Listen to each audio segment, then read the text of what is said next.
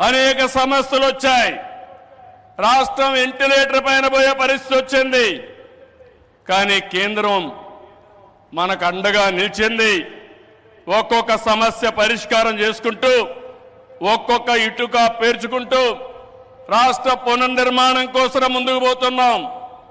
పింఛన్లు ఇచ్చాం, అన్నా క్యాంటీన్లు పెట్టాం, దీపం 2 కింద ఆడబిడ్డలకి వంట గ్యాస్ సిలిండర్లు ఇచ్చాం, మెగా డిఎస్సికి తొందరలోనే ఇంటర్వ్యూలు పిలిచే పరిస్థితికి వచ్చాం.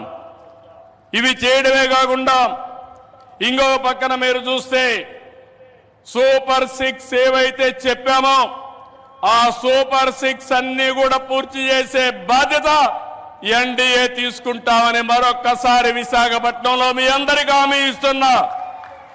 కష్టాలున్నాయి, సమస్యలున్నాయి, అధిగమిస్తాం, ముందుకెళ్తాం. ఒక పక్క అభివృద్ధి, ఇంకో పక్క సంక్షేమం, రెండు కూడా సుపరిపాలనతో ముందుకు తీసుకుపోతామని చెప్పి కూడా నేను మీకు తెలియజేస్తున్నా. రాష్ట్రంలో పెట్టుబడులు ఊపందుకున్నాయి. అటు కేంద్రంతో సమన్వయంతో మన బ్రాండ్ కూడా పెంచుకుంటూ మనం ముందుకు పోయే పరిస్థితికి వచ్చాం.